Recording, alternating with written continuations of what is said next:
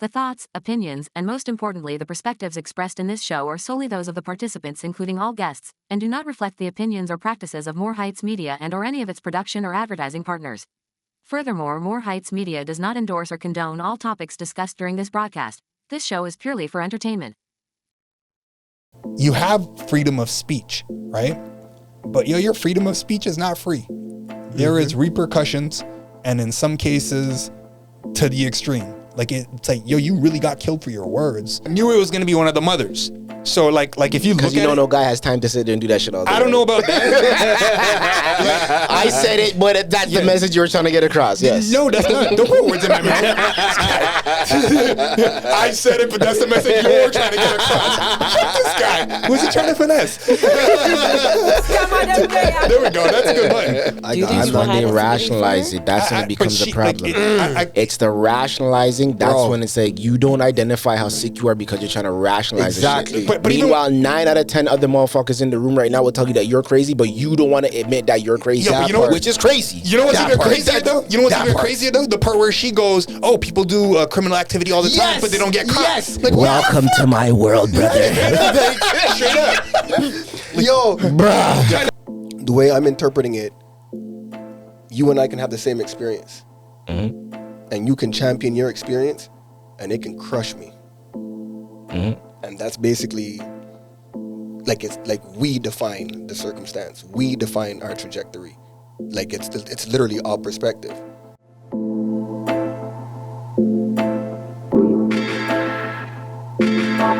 Before you go, make sure you hit the like, subscribe, and notification buttons. Anything you guys want us to talk about, drop that in the comments. And shout out to everyone that has been engaging. That's what's up.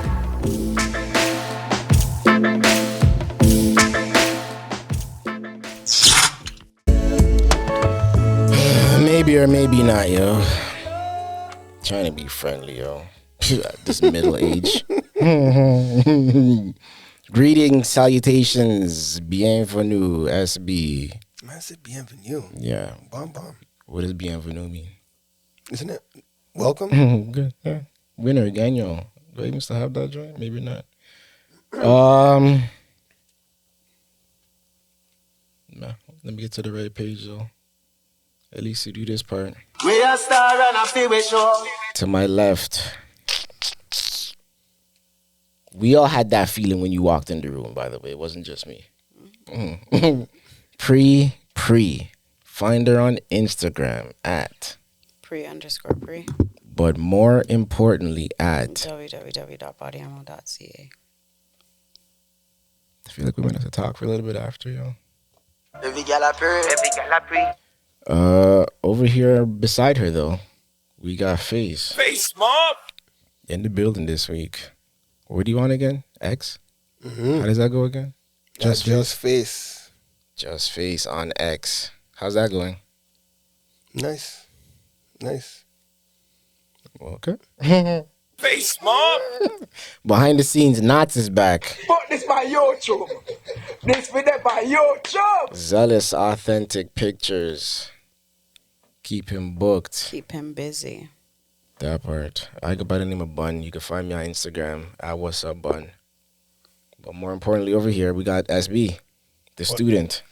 That's right. I don't know nothing that call it bun fi bun. I missed that part. Yeah, you did. But then I gotta hit you with the Now let's get it all in perspective. after that. What's up with the book club, man? The book club is really good. We're doing a couple more things that I'll be sharing with you guys. But right now, we're going through a book called The Courage to be Disliked. It's quite popular. Have you guys heard of that? Yeah. They sold like maybe 3 million copies at the time. Like it says on the cover or whatever. Maybe more at this point. But ultimately, we're going to be starting it this coming Sunday. So if anyone's interested to join, hit me up, DM me, let me know. And it's about Alfred Adler, and it's Adlerian psychology. Okay. And I'll summarize like what he's gonna go through, but ultimately he's saying, your life isn't based on your past experiences and your traumas. It's more associated with the meaning that you associate with them, which is pretty cool. And this quote should kind of help that, and I like it. No experience in itself is a cause of our success or failure. We do not suffer from the shock of our experiences, but instead we make out of them whatever suits our purpose. We're not determined by our experiences, but the meaning we give them is self-determining. And But that hits home for you? It makes a lot of sense. Talk about it. The way I'm interpreting it, you and I can have the same experience. And you can champion your experience, and it can crush me. And that's basically like, it's like we define the circumstance. We define our trajectory. Like it's literally our perspective. But depending on how we choose to deal with our circumstances and how we interpret how we're being viewed, ultimately how we're being viewed and how we view it, it determines, like, yeah, we determine it. I mean, not to jump straight into any topics outside of the book club thing, but I feel like that ties into the mellow conversation that you and I had off air on the phone. Was that yesterday, the day before? yeah, When we mentioned that it was in the group to bring up as a topic, and then I had referenced the whole, like the Lala part that you put in. Should he have thanked Lala? And I was like, would you have done that? How would you have treated that situation? And I was like, we could talk about it on the show, but I mean, you want to talk to your commentary? Because your answer was, hell no. the way that I feel right now in this very moment, and this could change in this moment, nah. I don't, because I think, without getting into it too deep right now, unless that's what we're doing. Yeah, no, not, well, it's up to you. Well, I was going to add in a couple more things that I think is cool about the book, but like, whatever, we could do that too. I just want to mention that I flipped it on you, though.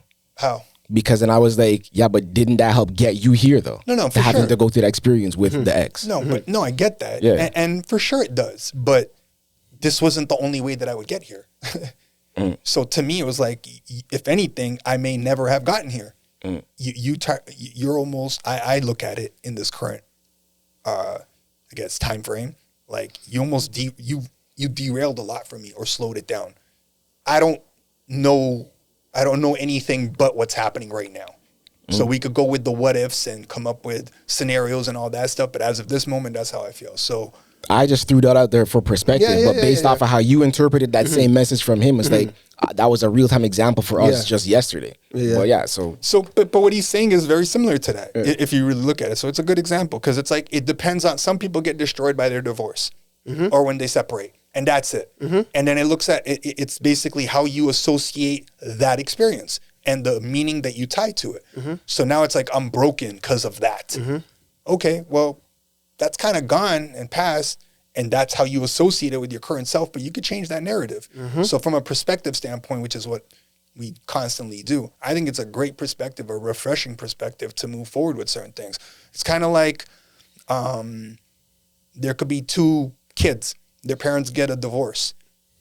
One of them maybe gets over and looks at it a different way, like, oh, you know what? The divorce was a good thing. They were miserable together. Whereas the other one might be like, yo, that just destroyed my life. I couldn't cope with them not being together, whatever it is. So it's associating the meaning that you have with the event that occurred. The meaning you give it. Yeah. basically. And also, I think it's, shout out Audible, like, the narration's pretty good, like when you listen to it, but if you're reading it, same thing. But it's basically a philosopher having a conversation with like a student or a young person. So it's easy. Like, there's a lot of questions that you would have for, I guess, this type of psychology, where you'd be like, that doesn't make sense. What do you mean? Blah, blah, blah. And they're having that same dialogue back and forth. And it's interesting to kind of learn in that way. But it's a good book, man. It's on a lot of people's favorites. You might have heard of it before, but I'd suggest go checking it out. And again, if you're interested to actually read it with a good group of people, hit me up, DM me. Shout out the book club. Yeah. Now let's get it all in perspective. I'd much like to get into how everybody's week was, but I think I need to address something first. And it's the first thing that I wrote on there. Because going back to a conversation that we had a few weeks ago, actually, we were here doing, what was that? But I don't know, that was like a Wednesday or Thursday one day, right? And I'd made some cornmeal porridge. Yeah. So then I'd shared the cornmeal porridge with my friends in the room. He's referring to me and Knots. Yes. So Knots had said to me, yo, you don't put anything in your porridge? And I'm like, huh? What?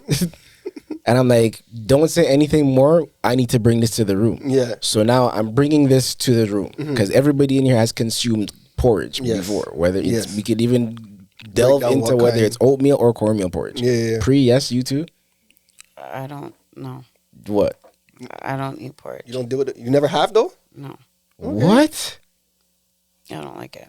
Why the texture? Yeah. What's with this texture thing? No, Because you're not the first female I've heard say this. But what about the porridge though? No, I've Specifically never had about the porridge. porridge. You know how you've never real had it it is? once? No, What?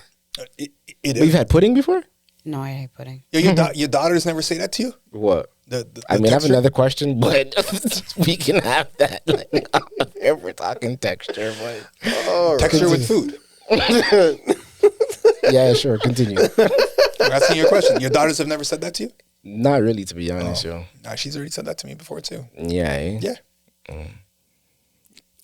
So I guess porridge. Anything in your porridge? the porridge. So Nods had said he puts Cheerios in his porridge. Nods, do you want to like further explain this for the audience and everybody else in the room? Specifically for cornmeal. But where did you even get that idea from? Why? What triggered a thought for you to be like, let me go pour some Cheerios into my cornmeal? As a kid. Your mom gave it to you like that, though? It had to be. As a kid. It had to be. Similar to Pree. I hated porridge back in the day, especially when my mom used to make it thick, the cornmeal. The texture was too thick. It just tastes and then it tastes grainy. I was just like, nah. So then the crunch. But it was and how it started actually was cornflakes. Mm. Cornflakes and cornmeal porridge, very nice blend. Have you? Who do you know that makes a good cornmeal porridge though? Have you ever actually had good cornmeal porridge then? My wife. Okay, but was it like a world of difference to you? You were like, oh shit. Was it like a oh shit moment? This is how it's supposed to taste.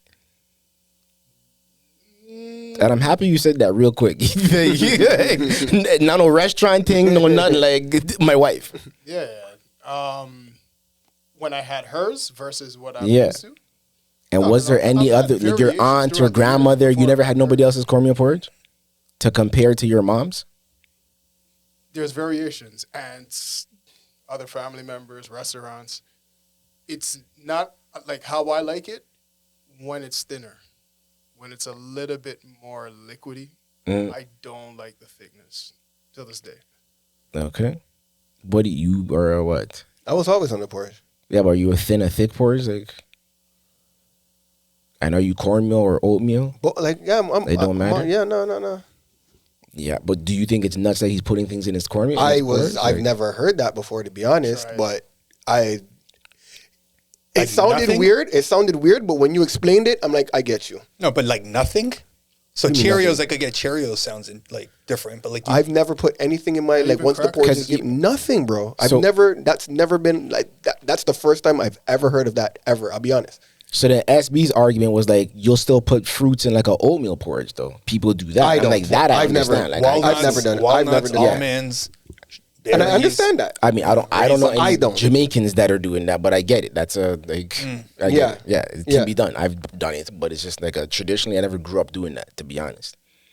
But then because Knots had said it, I'm like, watch me now want to go try this. Yeah, I won't speak against anything that I haven't tried. So I had some of the porridge again, and I crunched up some of the arrowroot cookies. You know the baby cookies? Yeah. I crunched up some of those in there. I'm like, yo, it's not that bad crunch, still. yeah. When you explain the I can crunch see, fact, but even like it softens up after a while too. So Yeah. it's like you catch it midway. So there's still enough of a crunch in there. Yeah. It wasn't bad. But I'm not try gonna with lie. specifically Honey Nut Cheerios. All right. No, but what's interesting about that is it's kind of like what food engineers are doing now. Like you might have even gotten into it more just because of the sensation. Like you know how Your they're book adding club a, time was over, bro. adding a certain snap, crackle, or pop to foods. Like these guys are engineering that right now. So every like I don't know, there's pretzels and then there's mixed with chips and whatever That's else. what made Rice Krispies popular. Because Rice Krispies in itself by itself, it's plain. When they did that, it was more of a branding thing than it was the actual engineering part of it. But now I'm saying that they're actually adding this different textures and flavors into the food. So you like every bite's almost a little different. Like ice cream, for example, Ben & Jerry's or Rocky Road flavor and things like that. By the way, I don't like mint as much anymore. I've become a Rocky Road guy now. Mint, not even. Yeah. Yeah, the mint chocolate shit is disgusting. That's wild, always bro. been disgusting. Always. That's like a side conversation I think we had at another episode where we said that chocolate mint's our favorite. It's disturbing. Nah. Cornmeal porridge. Would you put anything in there? Or are you done with that? Nah, you're good. And You I asking think I'd ask you that day. Is cornmeal porridge a thing that you would traditionally have? Like, have you? It'd be more oatmeal. Right. Oh, because I was curious to know how familiar you were with the cornmeal porridge in the first place. Yeah. Honey Nut Cheerios works with oatmeal too. Nah, I think you're gone too far still. I wouldn't do it. I wouldn't do it. Sticking with breakfast. Anybody do this coffee clubbing shit? It was interesting. I've never done it, but the thought of it is interesting. So what is this? Tell the viewers what you're talking about, because I don't know what coffee clubbing is. Who put in the group? I put it in the group. I just thought it was an interesting concept. I don't know much of it until I saw it. I was just like, oh, it's an interesting concept. I've never done it, but I just thought it was an interesting concept. I guess that's what they're labeling it. It's like you go to a party in the morning versus going out to some club late at night. Like a cafe might put one of these things on where they just have a DJ show up and play some music in the morning. Yeah, right. So So it's actually a people show up club, and or have is it just coffee. like networking? Nah, it's more just like you're turning up to with some music and shit. People are in there like dancing and stuff, but they're drinking coffee as opposed to drinking liquor in the evening. Okay. It's an early morning vibe. Not early, it's daytime vibe. Imagine going somewhere like 11, 10 a.m. It's in the morning. Like how early It's we all talking? over the city, like 6, 5, It's 6. at 6, I think 5, 6. I don't think I even To heard that 10. one. That is no. They have it all over. They have it at the well. I thought it'd be starting downtown. at like 8, 9. Different 5, 6 is coffee nuts. The spots. only time I had heard about it was when Gertie and Pooja were talking about it. I was like, interesting. I don't know. Did they give it's a been time? a thing all summer. Yeah, eh? I don't know. Viewers might be listening. I feel like figuring I out think who this was those like from people are last too. year. I think he's talking about it. It was like a long time ago. Oh, it's been all over like Toronto, like this summer. I'm surprised you never heard about it. Nah. I don't really listen to them, first of all. So what are they classified as? Like, what's their title? What are they, radio station hosts? Who? Nah. Well, I was referencing. Yeah. Well, I guess there's that part. Anybody who's not listening in Toronto, but Gurdeep and Pooja, who have a radio show on 98.1. I don't even know which one it is. Chum. Chum. Yep. That part. CHFI is 98.1. All right, but they were talking about it once, and that's the only time that I had really heard about it to know what it was to reference it now. But essentially, yeah, it's like these guys are having like parties in the morning. Nah. At cafes and shit. Nah. But if we're on the topic of coffee, I had some really good coffee recently. I don't know the name of it, but it's mixed with ashwagandha. Oh, man, it's probably my favorite coffee right What's now. that? It's like, gives you like a more of a natural boost of like energy, and like the flavor is just like more smooth. Okay. The whole thing is organic, but I'll talk about it maybe next week more when I'm prepared for it. But yeah. I mean, I was just gonna ask is it just our age now where a lot of people are transitioning to these brunch parties as And opposed day to like the parties, nighttime yeah. shit? And that's what I thought the whole. That's It's what, like, is that the next level of this? Like we're entertaining our like. basically. I still want to like look into this a little bit more, because I'm shocked that it's like a club environment. I could understand like you're getting together with a bunch of people and you're talking or whatever. Yeah, but you're are saying you they're thinking dancing club and stuff? Yeah, there's a vibe in there. Like, Yeah, it's like eh? No, it's a you're club. vibing. Like Wow. think of a club. Yeah, I don't like. I- 6 when you're you- saying 6 a.m. Like, But when he's thinking, it's like remove the lights and all the flashing lights and all that I type get of it, shit. I get 'Cause it's it. daytime. Like it's Yeah. just like it's windows wide open type that shit. is just very interesting to me. Like the whole concept. I don't know. What I part get- of it? Because you're not a morning person to begin with. That's a part of it. Like I'm not gonna go somewhere like That that part, for though. 6 a.m. That part. If Yeah, I was 6 a.m. to me is It's crazy. nuts. I would Yeah, go. but would you go to a breakfast party in Jamaica at 6 a.m.? Once and then never go again. Maybe. Like, And it's a different vibe if you're on vacay as Yeah. opposed to like. What, you're in what day of the city. week is this happening? How about that? Is this like a Saturday yeah, morning? typically, I imagine. So yeah, I think it's weekend shit. Oh, I thought it was like a weekday thing. If it's. Yeah, I thought it was a weekday thing. I don't know. 'Cause that's crazy too. Yeah, That's Yeah, You're it's not like, why bothering would to you? go to the No, shift. why would you? Yeah, that's what I mean. Like you would do that. Like you think people would be out here doing that? 'Cause that's wild to me. That's Yeah, I'm crazy. not drinking alcohol, why not? I'm finding out about this and I'm going to the next one. How about that? I'll let you guys know how this goes next week. They always sell out, so Oh, goddamn. You really know about this. well, it's done. It's everywhere. Yeah, eh? Okay. Well, let me go. find one. City life, city girls. Yeah, I'm out the loop, bro. With a lot of other buddy, things too. Who are you telling? And I kind of enjoy that part, like just being out the loop of this. That part. But this does sound interesting. Yeah, I thought it was an interesting concept. Well, somebody look into it. Yeah. You didn't happen to attend one of those parties this week, No, I guess? no, I would never go. So what else did you do with your week? Nothing. Not a thing? Home all day, every day? Mm-hmm. What's up with work? Working from home. I thought you were supposed to be going back to work. In office or something like In October. that? Anybody want to go next then? Not much to reveal, it looks like. So what do you want to do? Just move on to some topics?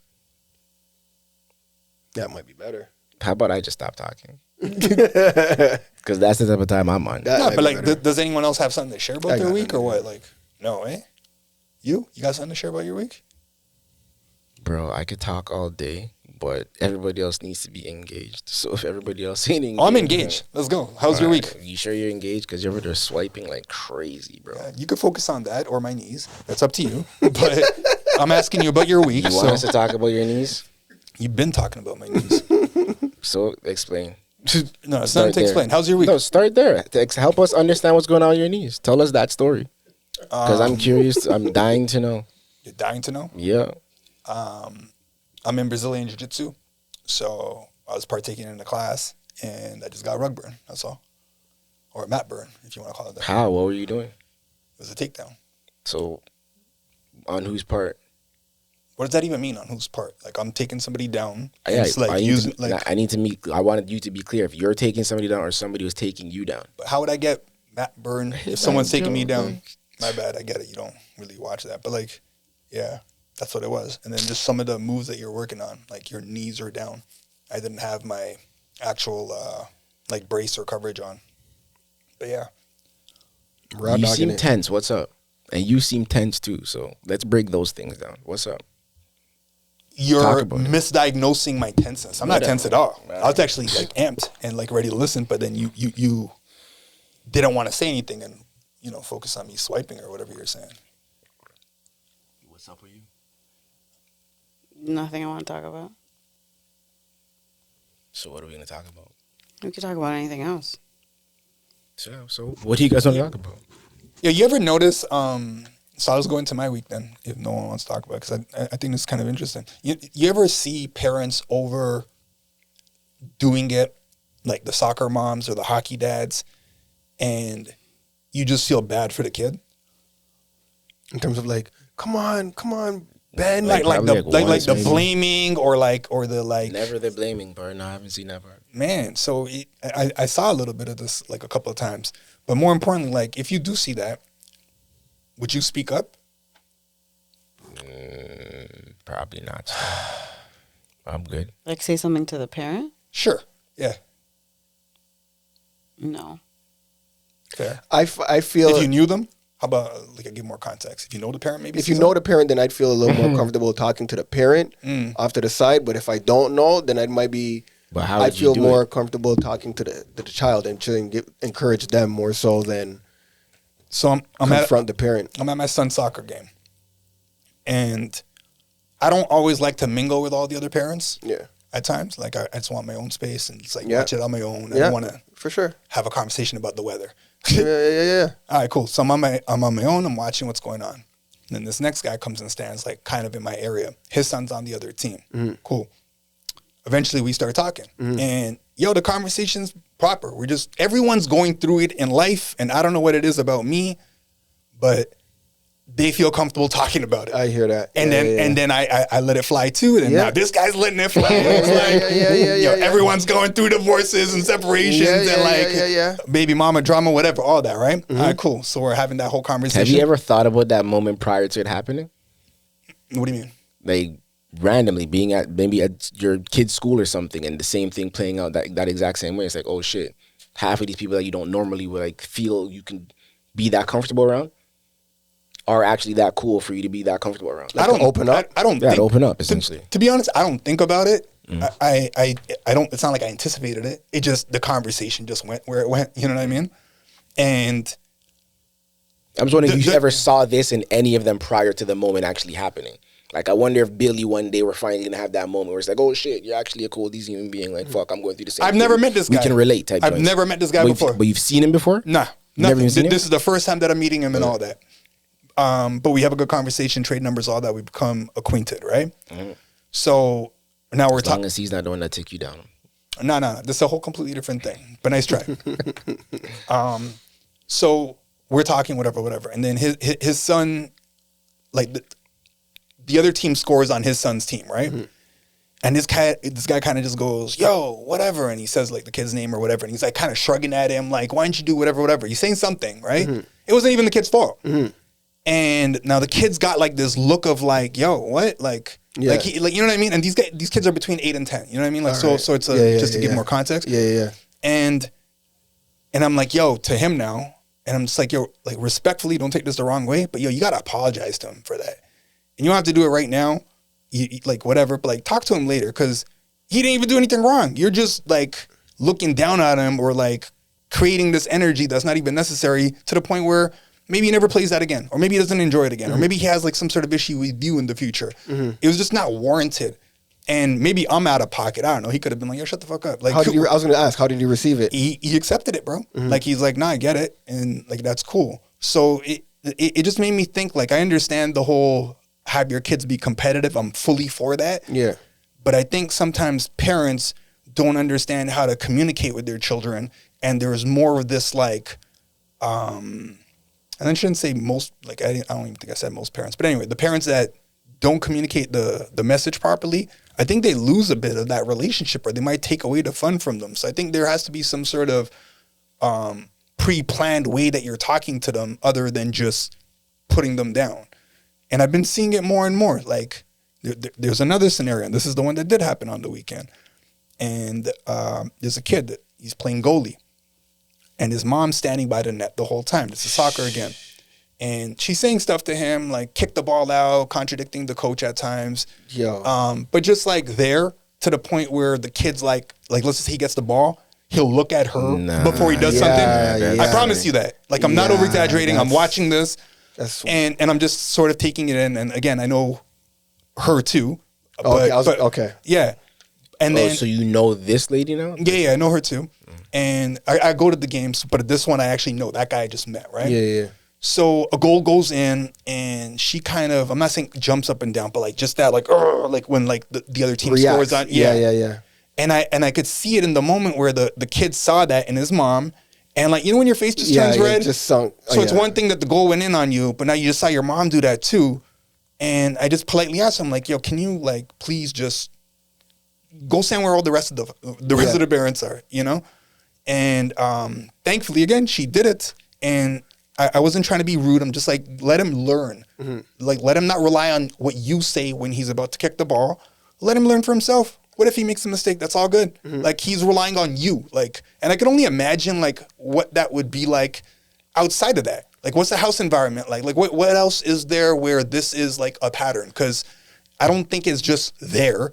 And I could be wrong, but it's just like awareness, man. Like, you're almost taking away for his opportunity, A, to have fun, B, to learn, and then C, just like, are you living out something like through him? Like, I don't get it. And the person doesn't look very athletic to me. Buddy, I want to tie this right into Unknown Number. Did any of you guys get a chance to watch it? Bro. The Netflix documentary? We could get right there right now if you want. But I feel like it ties right into it. Because it's that mental game that some of these parents might be playing at the same time too. I'll be honest with you guys. Yeah, I was so mad at you guys for telling me to watch that.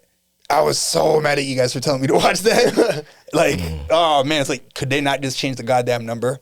But get into it. There's so many different things. Yeah. But before we just get into that, I have just two questions, and not necessarily for you to answer.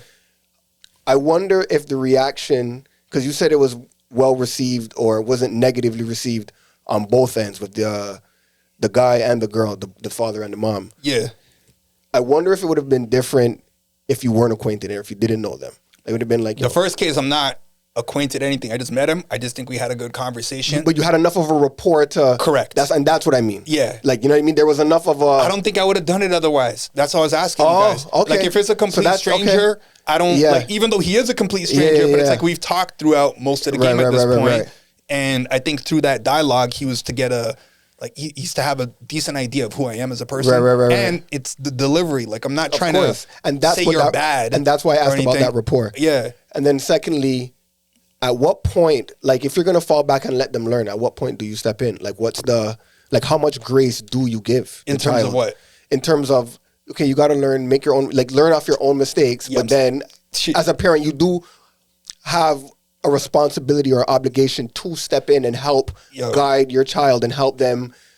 I love that you asked that too. You know what I mean? I'm not saying I got all the answers. Of course, and that's but I'll tell you what I did do. Yeah. So I'm at my daughter's hockey game.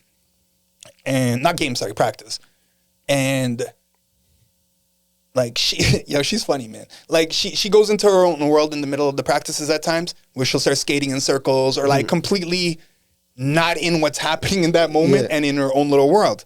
While the coach has like the rest of the while there's a drill going on or something's happening, right? Mm-hmm. And I've gone back and forth with her. One That's time, that SB in her. Yeah, 100.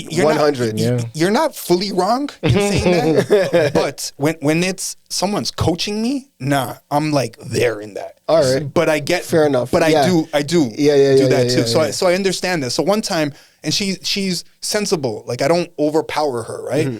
So which is another thing that he talks about in that book, by the way. But that's one other thing. So I'm telling her like.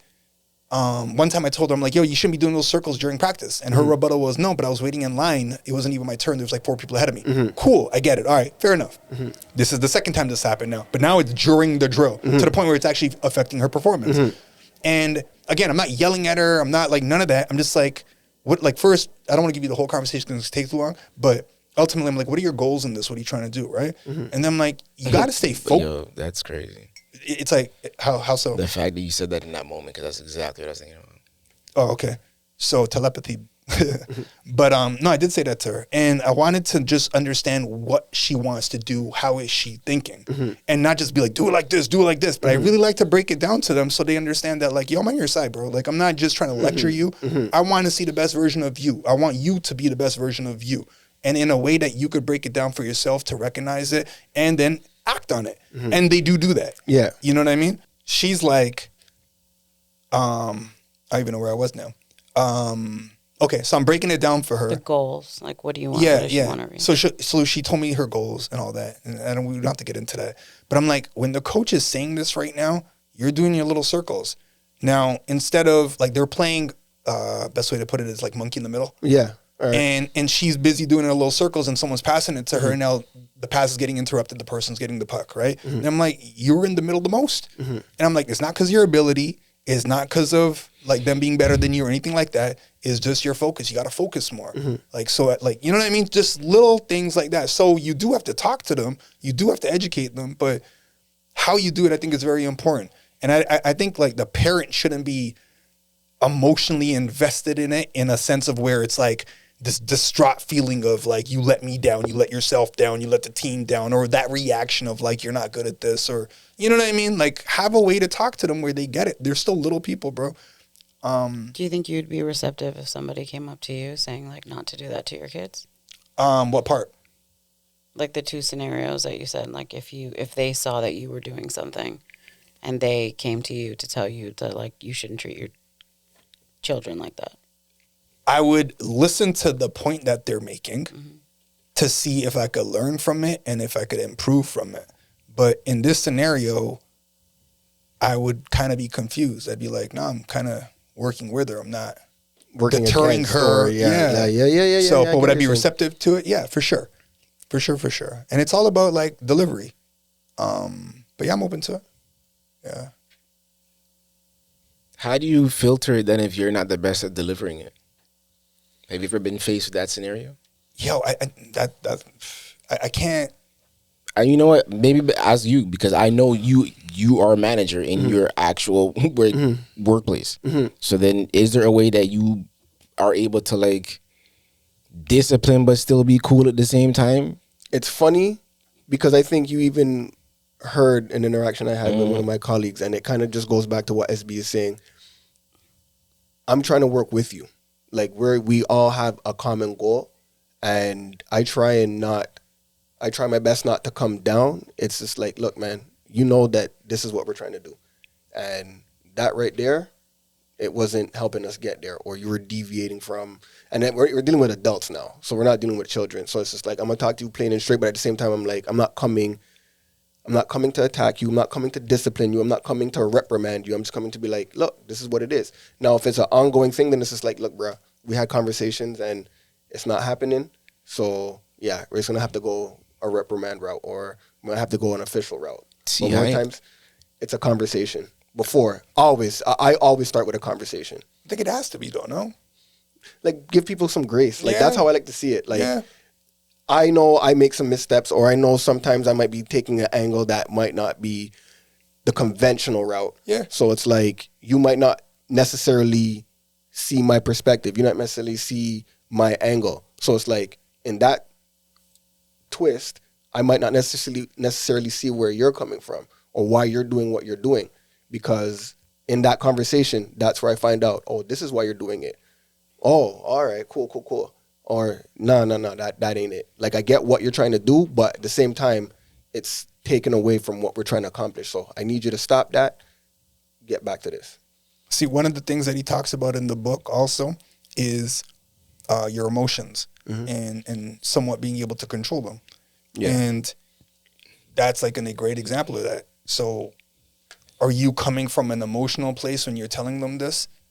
Like, are you able to recognize, like, maybe this person's gone through something or whatever's going on? So talking to them like a human with respect and all that. But then that's a whole nother conversation, because then it's like, if it's repeated, shit with business. If it's repeated behavior, I'm just saying, if that's how you're coming to them with a conversation, I think that's a good thing. You know what's funny though? You know what's funny? Yeah. And I can learn a lot from the both of y'all. When it comes to one, SB, for the audio listeners, and nuts too, because you guys have been fathers longer than I have, and also I know in terms of business, even in my supervisor managerial role, I'm not emotionally invested. So there's a level where I can take myself away and be like, it's whatever. Let's, like, you know. But when it comes with my kids, I am emotionally invested. So sometimes that emotional reaction is the first thing. Like, I can't necessarily help it, and I might react first and then have to have the conversation after, instead of having the conversation off the rip. I gotta get better at that. I'll be honest. Like, it'd be almost a lie to not say this. It's like, there's times that I do that too, where like I might be upset at something, or I overreacted to something. Yeah, but we all what? You just said that on Saturday in the conversation that we had. What's that?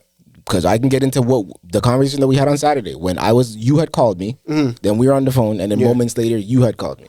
Yeah. And do you remember what that same thing? Bring it up, then let the viewers know what we're talking let's get about. into it. Like, just basically how we act in the pod. I could say it. Yeah. Basically, it's you could sum it up, I guess. Yeah, basically. The way that my interpretation of it was that at times you can react in an emotional way to something that's being heard, and then you'll think about it later. Yeah. And then I'm like, that's kind of what it was. Like something that's being said.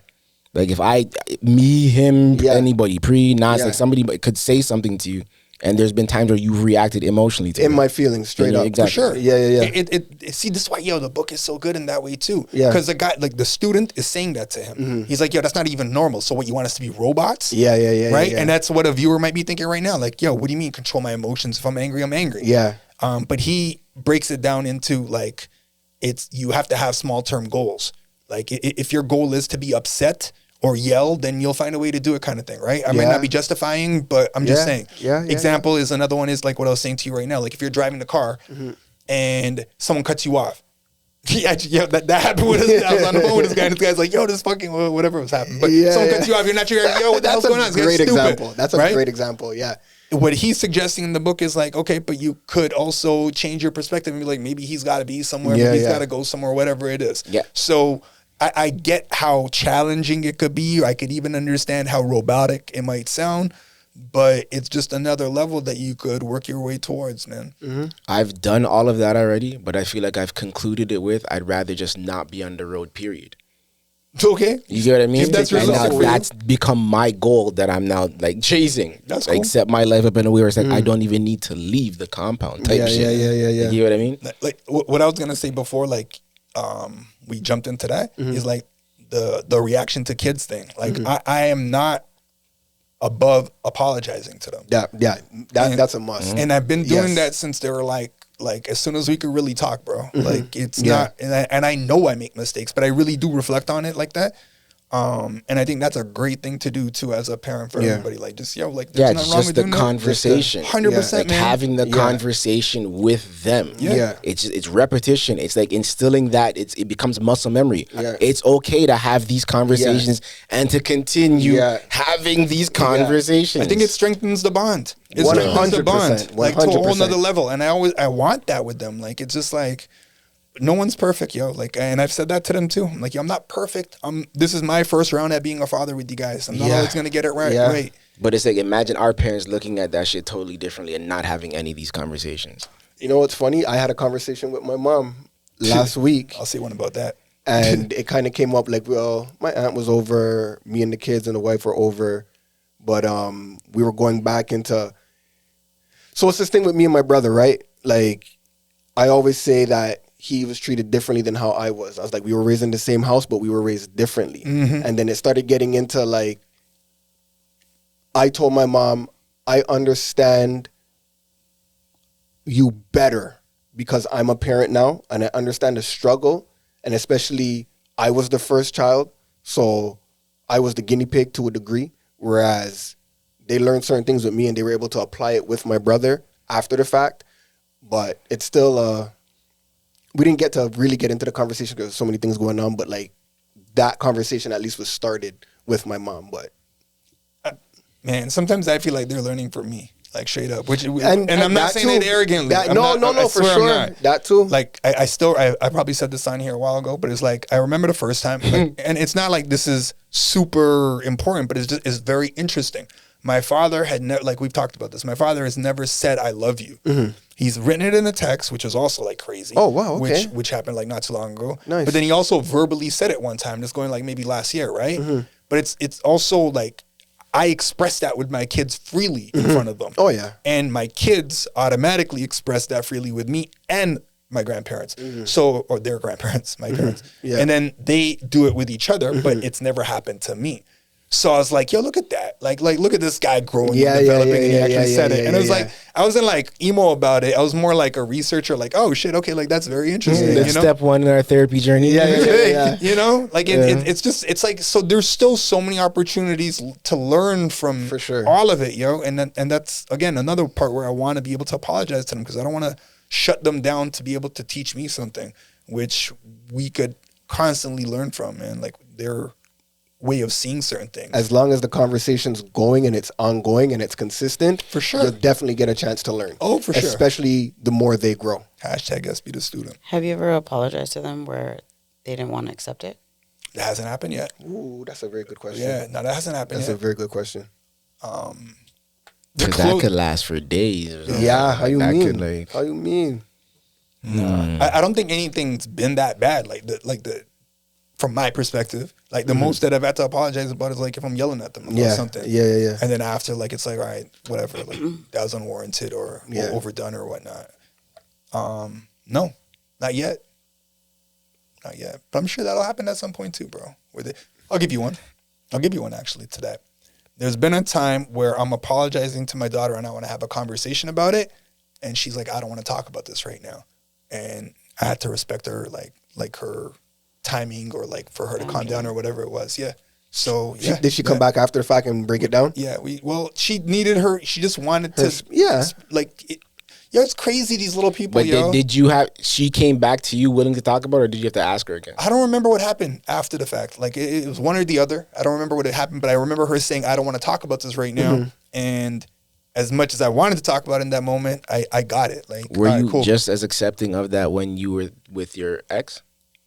Of what part? When she would hit you with the, I don't want to talk about it right now? Ooh.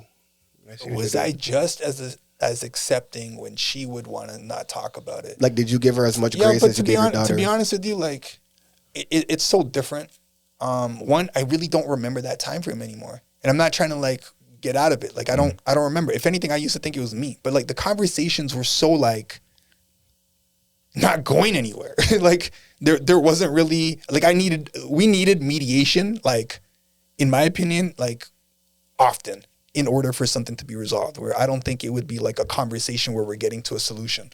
And that's the crazy part. Like as I'm dating now and I'm actually talking to like more and more women or whatnot, the conversations have just gotten so much better to the point where like we could recognize when to speak about it or when to have the space and all that stuff. You and said, but we did. I shared this a long time ago too, where I think I just recently came across that clip where we had like a safe word, where it'd be like, all right, this is going too far. Like, boom, say the safe word and like just take a chill from it. But like take a break from the conversation to not further engage.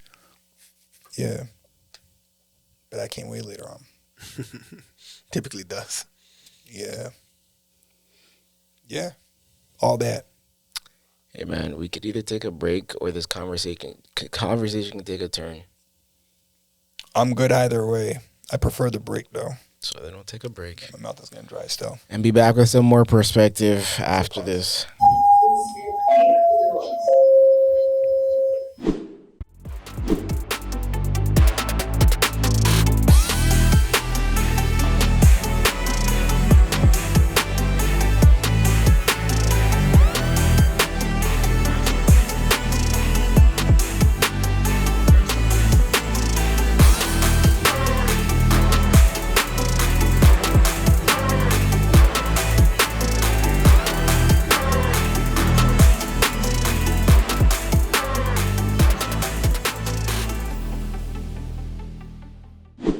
So what do you want to talk about? I mean, I can hit Hadouken to go back to unknown number. We should do that because you guys made me watch it. And if we don't, it'd be a waste of time. Hey, you're Hadouken and you could start off. Yeah. Nah, you should start it because you suggested it. Actually, Pree, you suggested that a while back too. It was last episode. Yeah. So where is Oh, but I it was didn't, the same thing. That's what I was talking about. Oh, I didn't even. Jeez. I didn't okay. put it in the group. And then Yeah. So much to your listening skills. This guy's a listener. You see, but that's why I watch it back. But I didn't say the name either on the thing because you wanted to watch it or something. That took the longest time for me to find that. The longest. Go run it. Why you guys suggested it? It was a documentary about a high school student. Shout out Netflix. Yes, it's on Netflix. It's called Unknown Number, the high school catfish something. Anyways, this girl in high school started just getting a barrage of like numbers. Lauren. About herself and her boyfriend Owen, I believe was his name. Yeah. And then they just went into the investigation and they first thought it was her and then they thought it was him and then they thought it was like one of their friends and then other friends. And everybody that I've like suggested to watch this, I'm like, just you let me know when you start watching it because like within like when the hour mark hits, you're going to text me and you're probably going to cuss me or you're going to say something. And because I was shocked. I was like definitely shocked. And if anyone or the viewers are listening, this is a spoiler. Yeah, definitely a spoiler. This is a big spoiler, so skip ahead, like, I don't know, 15 seconds or 30 seconds. 15 minutes, because SB got his notes ready to go, yo. This guy's got his rocket launchers. Yo. Yeah, but... It's not even notes. It's like, respectfully, I don't want you guys to get in your feels or whatever. I was so mad at first, yo. Okay, but also... Yeah, finish off. The cyberbully was her mother. Like, that's what it was. And we could have got there. I mean, we could have. Well, I just wanted to say it. Yeah, right. she wanted to enforce the spoiler alert. But you can go on. But get him, SB. I just want to say for the viewers, say whatever you want. Like it's not like he's saying I got rockets and shit. No. I just got a couple of things. No, just more context. Yeah, we said that it was in high school, but she was in grade 9. It wasn't even so much like she was in like. Yeah, but I feel like we should add that also that all of these children knew each other from kindergarten because it's a small town and they all grew up together. But they've known each other since birth. Like 2 years.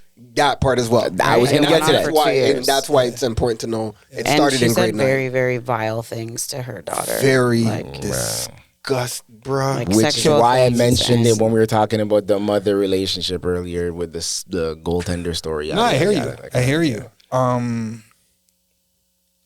Yo, it was pretty gross. But I like 12 months of cyberbullying to me is crazy. It was more than that. It was like 18 more than Yeah, I know, but I mean, like, 18 to the fact that it 2, even yeah. got that far before the police involvement happened, that's kind of why I was like, yo, that's crazy. Because it's stopped. No, well, I hear you. I mean, the mom is saying that, you know, she's going to the school to like find it out and doing this and doing that. Bro, and the 4 mom days I'm didn't calling the wanna boy them, yo. change. Yeah, but you're gonna call them on yourself? Who did you? Like, I don't understand how Nah, that's I'm gonna saying my work. child were involved in that shit. 4 Yeah, days but I'm I'm- calling the boy them. Yeah, but who did you guys think it was? And be honest. I didn't have a pinpoint on somebody. No? To be honest, it kept switching. It raised flags for me when she didn't want to change her number. Like the mom didn't want to change the daughter's number. Yeah. But then when I heard the types of messages, I was like, "There's no way." Like, so then I thought it was like the Adriana. like yeah Exactly. that Yeah. girl. Like there had to be too. some involvement there. I because of highlighted the, her name. because of the jacket and the chocolate or The whatever Christmas from picture. The Christmas thing, yeah. Yeah, but I even caught how like that's how Netflix kept you going because she never answered that question. Yeah. And then even that other one that we watched a while back with the Indian couple, who's Bobby or something. Yeah. So I'm like, oh, it might be a family member again. Yeah. But then I'm like, they're not gonna do the same thing again. That's the only way, bro. You know? Yeah. And then they tried like I knew it was gonna be one of the women, straight up. Oh, and then It had to be. Yeah, and I knew it was gonna be one of the Detective SB. I like how Yeah. this guy breaks this stuff down. and I knew it was gonna be one of the mothers. So like if you look Because you at know it, no guy has time to sit there and do that shit all day. I don't know about that. I said it, but that's the message you were trying to get across. Yes. No, that's not. Don't put words in my mouth. I said it, but that's the message you were trying to get across. Shut this guy. Who's he trying to finesse? There we go. That's a good button. That's a good button. I don't know what it was. I just thought like, yo, I have her like her name like I circled it. And I'm like, okay, it could be Jill too, like the boy's mom, whatever. You had your notepad up the entire time? Yeah, because I'm like, I'm writing this down. Now I'm like, okay, I gotta find a way to enjoy this. Because at 22 minutes into the whole thing, I'm like, yo, change the number. 42 minutes into the thing, I'm like, change the fucking number. Yeah. So in my head, I'm just like, all right, cool. I'm just gonna see this whole thing through now, right? And it's What like, were you mad about? The changing the number part? Not really mad, but it's more like I just thought the solution was so simple that this didn't have to be a documentary that I'm watching. Because of the change the number part. Yeah, like I just thought that it was just so easy to like kind of for Stop this it. to not even be like a thing, right? Side note, Bill Chillman. That's a badass name, yo. The superintendent. Bill Chillman again? The superintendent. Like that's a sick name still. But the part that really got me interested was when they spoke about and they briefly mentioned this Munchausen syndrome. Yeah. Because I really started to wonder. That's when I was like, what is this? Because I didn't know anything about that up until this moment. You didn't? Nope. From Eminem? Nope. No. You think I? Oh, no. Never listened to Eminem like that. No, I did. Like, I did. I actually listened to him a lot, but, Yeah. but I never went and searched it or knew about it or to anything. label it. Just everything Yeah. between him and his mom. Do you have a And, specific like, song that you everything. could reference? Though, for instance? I can't remember. I think it's Not Kim. Kim. No, Is it Kim? Kim is the what? His Yeah. his baby There's mom. a song. I Now can't that- remember what It's song. crazy now that you say it. Like I can hear him saying it. Yeah. However, I just It's- thought it was him playing off some like you know how he And does. he says it. Yes. It's the video. He's eating cereal. Yeah. Like in the video. Yeah. The music video. With some Is it porridge? Stan? Good for you that you knew that back then. Because I wish I knew this thing back then. Because I think I've dated someone like this for a very long time that has this shit. Because this is crazy to me. It's crazy to me. Yo, like the illness. Well, I studied that too. So Yeah? psychology, sociology, stuff like that. Dope. Dope. Let's bring it down. Yo, fakes illness, falsifies medical records to seek attention. Nuts. Needs attention, low self-esteem, low self-worth, gaining control. Then I went into a little bit more. Now I'm like arguing with ChatGPT. Like, so they're a fucking liar, right? They're a fucking liar. This is like the Gypsy Rose. It's the same thing. What's that? Remind Gypsy me. Rose is the girl who the mom like fully medicated, pulled out all her teeth, put her in a wheelchair, and then she ended up, I think, killing her mom. Yeah, I'm not familiar with that. The big.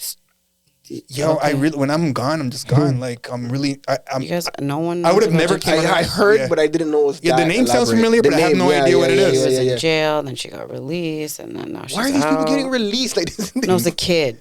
Yo. So the kid killed them. Like So there was a movie, there was a documentary. It's like that's the frightening part. Like, how far do you know that these? Like, how would you ever know how far the sickness actually goes in somebody until it actually? She didn't know she was sick until like she just started realizing. Get this bitch a job. Like that's what I was thinking the whole time. Like yo, she's a year off, just sitting on her phone, going back and forth. But she lied about her job. I know. That's what I'm saying. Get her a job. Like you got time to do that. It's crazy to me. Because she was getting up, acting like she was going to work. Nuts. But I guess that was her job. But imagine there's people in real life doing these things. Oh, I have real life. Have you guys ever had like a stalker or somebody like text you like an abundant?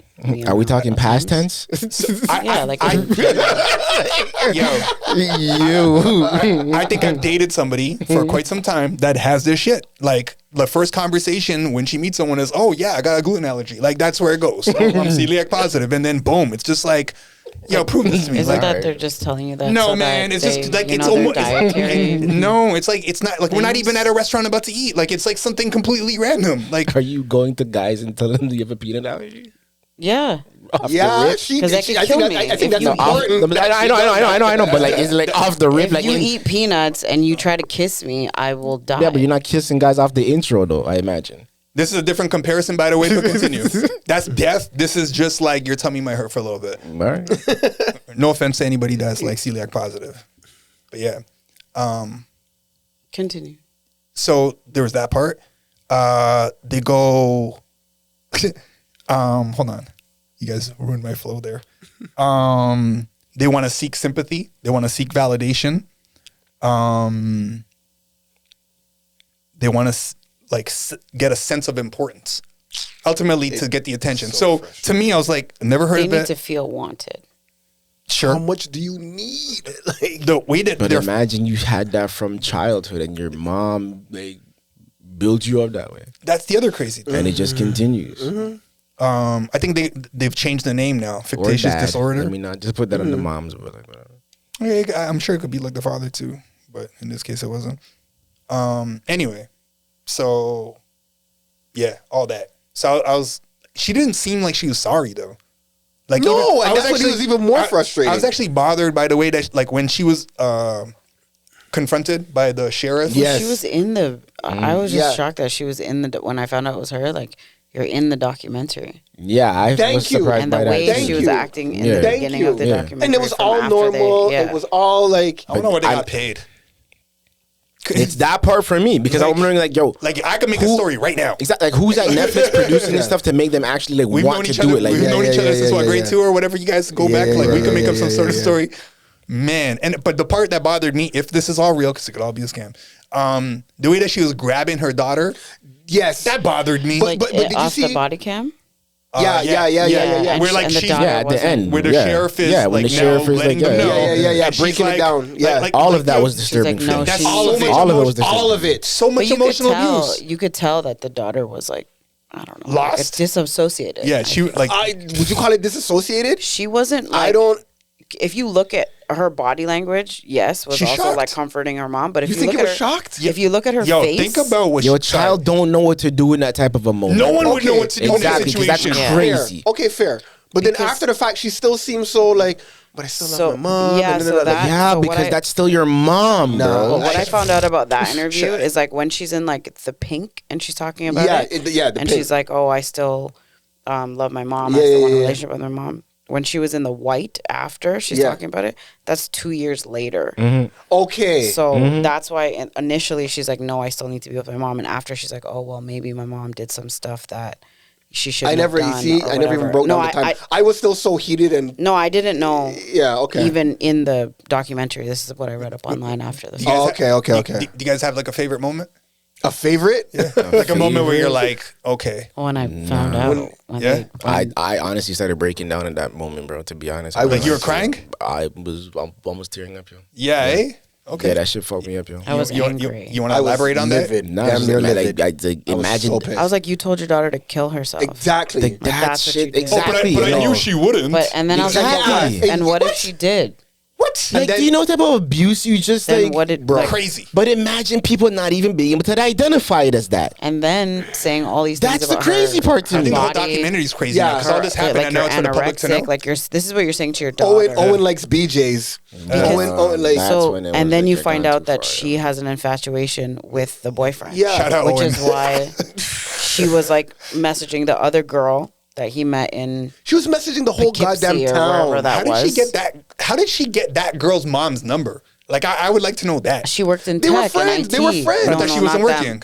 No, No, that's but what her she has, like, background was in background tech. in So IT. she Which was mom? full Which out. mom are you talking No, about? the girlfriend out of town when he went away for the summer and then he got a girlfriend. Oh yeah, He got that girlfriend's number. The first name that I starred was Kendra. To me, it was just like, oh, you're on the basketball team too. You're so close. Like, I knew it was gonna be either her or Jill, but it was like she was the first one that I starred, not knowing, but just assuming. But yo, Like, so Yeah, they had me up tormented- until the you Adriana thing when they tormented your child. crazy to me. Not, but not just the child though. My heart went out to the father. that part too. 100%. Holy shit! The father, the daughter, Exactly. even all the other families that are involved, even Chloe. Yeah. That's right. No, but All the the father names for are me, down. I was able to identify that moment. It's like, yo, you felt the shock and like, Yeah. oh shit. I have so many years of problems ahead of me trying to rebuild this shit. Yes. That like, this is crazy to be happening in this moment. Like, how did we get here? Exactly, and then This you're is trying to nuts. make sense of everything that happened prior. Bruh. Dog, it's This is my wife, my partner, the person I created a life with, Yeah. and this is what you're doing. This is crazy, bro. You can't stay here. You could go to your parents. Exactly. yo, bro. Exactly. She can't. that your favorite honestly, part? though, in that moment, No, my favorite part's different. that's probably my favorite part. I just don't also understand. imagine when they don't who wanna are hear that. There's another set of parents that said that Lauren and her dad knew. Oh yeah. That They're was what they're calling it off from Tammy before. and Craig. Yeah. Oh yeah. Whose parents are The the sheriff's Owens not doing parents? their job. Is that Owen's parents? The cop, right? It was the next cop. Those the are girl- those are Chloe's Chloe's parents. parents. Yeah. Yeah. Now my favorite part was when Jill's in court and she's like, I've been waiting for this moment where I could look you in the eye and be like, was it worth it? Like I thought that was like, yeah, you're crying now, like it's just No, like don't give me those crocodile like tears. the victimhood bitch. mentality Don't give me to those me. crocodile tears. But you could tell she's actually Performing. sick in the head. Like, Oh, definitely. all That's throughout her that was jail, her opening line. Like Definitely. jail I reckon sentence is like all like, oh hi, like acting Yeah. like nothing. Yeah. Like she didn't say all these vile things to her child. it's so hard to have sympathy for someone like that. To Oh, be straight up I with got you, yo. none. I Do you got think That's people when had they sympathy for rationalize her? it. That's when it but becomes she, a problem. It's It's the rationalizing. That's Bro. when it's like you don't identify how sick you are because you're trying to rationalize Exactly. the shit. But even- Meanwhile, 9 out of 10 other motherfuckers in the room right now will tell you that you're crazy, but you don't want to admit that you're crazy. Yeah, but you know what- which is crazy. You know what's That even part. crazier though? You know what's That even part. crazier though? The part where she goes, "Oh, people do criminal activity all the time, Yes. but they don't get caught." Yes. Like, Welcome to my world, brother. like, straight up. Yo, Bruh. trying to compare like the least little misdemeanors to that shit. Yo. Like, what are we talking about right now? Man, Yo, I was waiting for her to blame Sean. To be honest, I'm like, it's coming. fuck. Anyways, if you haven't seen it, Don't waste your time. nah, that wasn't your scam of the week. You got something better than that? My scammer's gonna blow you guys out the water, bro. Yeah, eh? Yeah. I mean, we can pick something else off the board in the meantime before we get there. I guess we might as well just get into the Charlie Kirk stuff. No. Conservative activist Charlie Kirk was doing one of his normal lectures or speeches or whatever. He tends to go to different universities and hold debates, lectures. Very conservative. Yeah, very, very, I very feel like he conservative. distressed Right the wing. conservative. Yeah. Turning Point USA. Some are saying that he's responsible for Trump winning.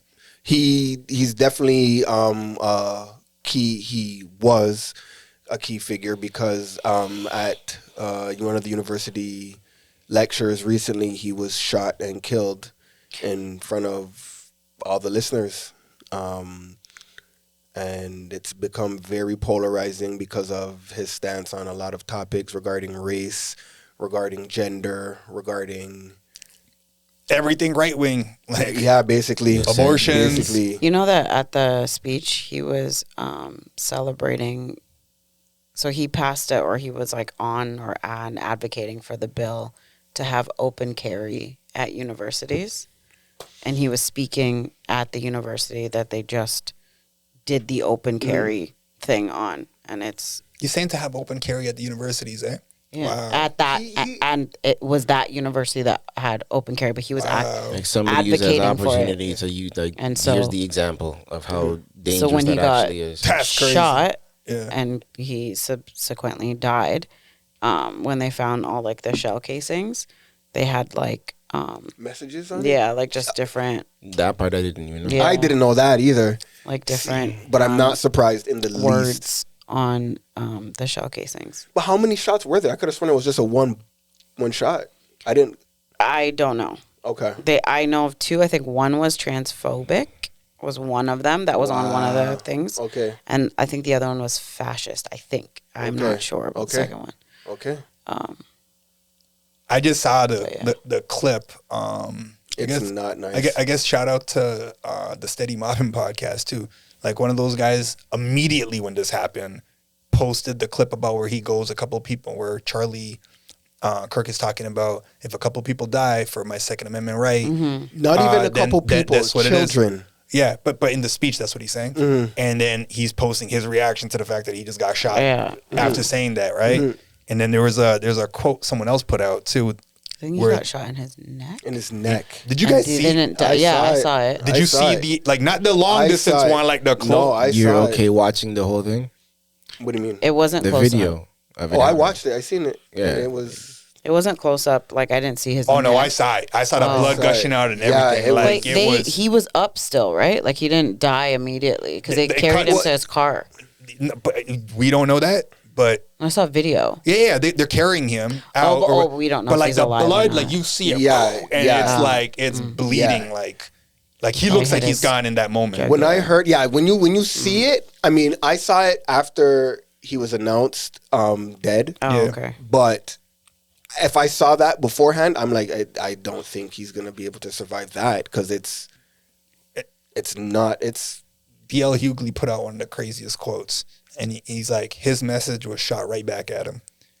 See, and my next question was going to be like, how do we feel about like Black America now on this good for him type energy? It's not just Black America. I mean, I mean, those are the only ones I've seen thus far. Nah. There's a lot he targeted because he's he was very right wing. Yeah. He targeted a lot of groups and a lot of groups. Those are the ones I've seen only, but and those are the ones that I've seen. Whatever else you guys got, let me know. I've got the ones from the Black community, but I know that the sentiments that have been expressed that I've seen through the Black community are easily shared in the gay community, trans community, women, left wing, like all of that across the board because he's very, very polarizing in what he was trying to advocate for. I didn't watch the video. Not trying. He was advocating. Advocated for it. Yeah. Like again, his company, Turning Point USA, like he has been influencing a lot of the young people with his I guess opinions. I saw it and I literally clicked on it and I was about to watch some of it and I stopped because what also was happening yesterday in Toronto is a 70-something-odd-year-old gentleman. Yeah. Drove his car into a daycare. Oh, I heard about that. But do we know if that was intentional? Or no, I don't think it was. Yeah, but my mind at that. Yeah, I don't think it was. Yeah, I imagine from the captions that I've seen posted that it wasn't deliberate. Whatever that means. Once I hear 70-something-year-old, I don't think it is. But it's still a very sad moment to have to experience. Very. Like I was more in tune with that situation and less this Charlie stuff. To be honest, I was right there with you. But then after the fact. Because it's all over the algorithm, it's all over the place. It's hard not to be on social media and not. You know what's crazy? You were talking about how hot yoga's not working. Yeah, I was in my Zen mode coming out of that, and then I saw it in our chat, but I didn't see shot dead part. I just saw okay, and on Sunday I believe, so like maybe 2-3 days ago, whatever. I was having a conversation with my buddy, and we're just going back and forth with right wing, left wing politics, whatever, right? And ultimately, we concluded, I like to think, because it got heated, you have freedom of speech, right? But your freedom of speech is not free. There is repercussions, and in some cases, to the extreme, like where your life is gone. And I don't know how you guys feel about this, because I'm neither. Like, I don't know enough about any of this, so I don't want to pretend like I'm advocating for somebody. However, it's like I don't like the fact that he got shot and killed for that. I'm not surprised that it happened. Not like, okay, sorry, let me let you finish. Yeah, finish, like it's like I wish there was like not wish. Like again, I'm trying to be of the mindset where I'm not letting this bother me or affect me because people are dying every day, and there's other things that are going on in the world that are not as publicly visible or shared, like stuff that goes on in Africa or other countries or whatever, or even what's going on in Punjab. But it's like the debates, like it's like, yo, you really got killed for your words, and how that made people feel. I'm not so pro that, you know what I mean? And then the fact that, yo, you're 31, you got your 2 kids. And again, I know you hurt a lot of people's feelings. I get that you were arrogant. I get you might have been racist, offensive, all that. Again, I'm not surprised though. But it was like, damn, you got to be really careful what you say. And in some cases, like this is I don't want to say an extreme example, but it's high up there. But sometimes you might not have even said something too extreme, and it could be like, I'm whipping it out. Yeah. So which wasn't in his case, but I definitely get where you're coming from. You know what I mean? See, and they brought the big boy out, bro. But even that, like, so I don't know what I believe, by the way, in the sense of like they could feed me anything at this point because everything we're fed the information that they're putting up and what they want us to know. And that's what I mean. Is like at this point in life, you'd rather just not be ignorant to all of it, brother. To some degree, I am trying to block myself out of how I allow it to affect my mood, my feelings, and my day to day. Like, yeah, sometimes I don't want to know too much about it. Like, you're still okay consuming it, or do you just feel like it's just part of your everyday? It's like I just consume it. It's just the news. What are you asking? Just the me? news, the like news? all this. Or you're asking me about this incident? The news, essentially. It's still just the news altogether. Yeah. Like, would you rather be ignorant to all of these things, or you're okay with just consuming it still and it messing with your energy, or does it not bother you at all emotionally? I mean, I'm not saying it doesn't bother me, but I don't let it consume me either. So, I mean, I would not rather be ignorant to it all. So no.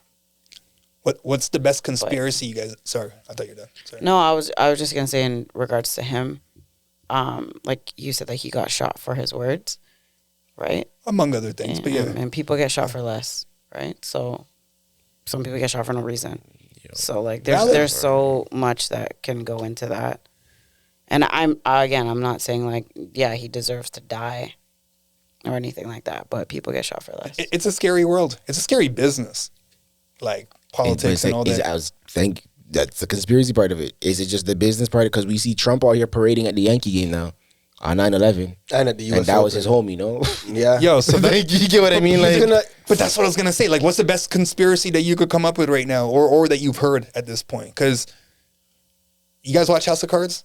Yeah, that's what it was. Like, it's on my list of things to get to. House of Cards. Did they sacrifice him? Did China do it? Like there's so much that could go into it. And even the guy that did it, like if they're saying that he was so far out, yo, like you got to be trained to be doing that. Like, is that like an assassin, like a hired killer? You know what I mean? Like that's. And we've seen it in the movies. That shit's real. They showed us in the movies. Or not, because like in those states, like, you know, they maybe have been training for a long time or practicing shooting range for a long time. It could be an ex-military guy. Or it could be Tommy. It could be down the street. It very well could Wasn't be. it Tommy that hit Trump, but he missed? Yo, you see what I'm saying? That's what I'm trying to say. You see what I'm saying? Exactly. You get what I'm saying? Like, I forgot that happened. Like, if again, everything is if at this point. If the guy is how far he is, like the precision that you have to have at this point, like you got to be like incorporating the wind. Into your shot. You gotta be so good at this. No, seriously. You know what I mean? Do you guys think that if he got shot, and this is a big if, like if he got shot and didn't die, that he would change his perspective? No. I don't think so. No. Nope. Look at Trump. No. He would double down on it. He'd double down on it. Trump change anything? Maybe he would be a little less like he'd be flashy with it, but like he I don't know. Emboldened. You think so? That's definitely my stance. He would be emboldened. As a Canadian, what do you go ahead? No, if he said that right after that statement, whoever said the statement that he just said or whatever, like if a couple of people have to die because of my That's what I'm saying. whatever, and then got shot and didn't die, I don't know. Does it make his message even stronger at that point though? Like where he's does? like, yo, this guy almost got killed and he still went double down on it. Like, so then, do you think that this negates his message, like him dying, him getting shot at his own rally? Who knows? You know, like this is all up there. Sadly, you'd have to ask his family. Okay. You'd have to ask his wife and kids. That's going to be their opinion. It's not his, though. It's not his, but who's the best person to give an opinion? I got another one for you guys. So they arrested somebody. All this is alleged. I don't know what's really real. They allegedly arrested somebody that they thought was a shooter. It wasn't him. Yeah, I saw that. I believe they've released him. I saw that, yeah. Right? Now they have camera footage on another person. All right. Both of these people are Caucasian. Do you feel relieved that it's not a person of color? Let's twist it up. Hold on. Yeah. Right? Yeah. Yeah, I guess. Yeah. Imagine it was like, yeah. Like, remember how Trump's Because it would just push the agenda of like the right if it was any type of minority. But at the same time, I'm very much like, you think they weren't thinking that far ahead of us at the same time, too? What do you mean? So, like, if it's all this part of the game, like, they would have already thought about that part. But wasn't the guy that shot Trump white, white, too? exactly. Yeah, but what about the guy that stabbed up that woman? He was black. Yeah. The Ukrainian woman. Yeah. Like, that's been a big thing, right? So, like, you know his brother did the same thing? Whose brother? The black guy. No. Yeah. Like, he stabbed up someone, too? Yeah, like he was already in jail for, like, killing someone, too. Like that. Like, it was mental health, too. Trying to help the colored people right now. I know. I just thought it was, like, ironic. It was an ironic part of it. Yeah, that was one thing that I was thinking about, too, where I'm like, whoa, that would have been, like... Any guesses on what you think the retaliation is going to be like? Assassination sniper people, aren't they all white? Nah. Don't you guys remember the father and son in the van? Lee Marvel and no, but like that killed like celebrity like presidents and stuff. If you're going that far, then I don't really know too many of them. I don't know about that one. Like what? Like I guess the person that killed Kennedy was white. Yeah. Yeah. Okay. And then I don't know. That's all. Malcolm X was black. Martin Luther King was white. No, I meant the people that killed them. Yeah. Malcolm X had a few people kill him, but they were black. That's another thing. I don't think this guy anticipated this happening. Because he's been doing this for a while. He said he wasn't worried about like security, like prior to like when he was talking about like at his rallies, that he's not worried about that. And then on top of that, like it being Utah, it's supposed to be like pro, basically, right? Very.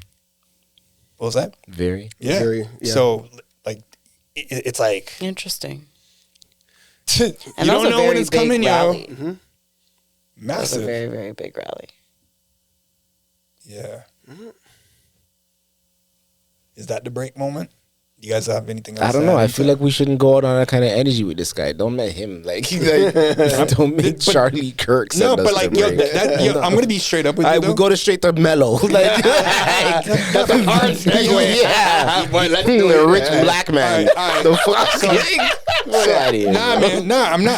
I'm not for it. Like, if we're being real, this is exactly what I'm talking about. When you're like, yo, do you wanna do you just want to be removed from it?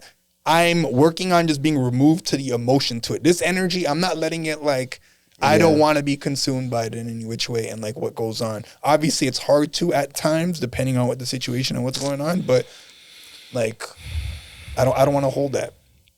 Yo, but again, I can speak for half a second from my perspective, just working in the newsroom for all these years. Yo, do you know how desensitized so many people are to this That's shit? another word. Yes. Yo, the type of jokes and things that I hear in the control room sometimes, I'm like, yo, you guys have gone too far sometimes. Nah, bro. man, but it's like at this point, I don't even like consuming it. Yeah, but do you feel desensitized? No, but you've been working there for so long. Nah, but going back to the whole I'd rather just be ignorant sometimes. You'll put me in the middle of the bushes, bro. Does that bother you? Like when you hear the jokes or anything? Yeah, like that? No, that part still bothers me. Yeah. Do you think it makes you more sensitive? More sensitive?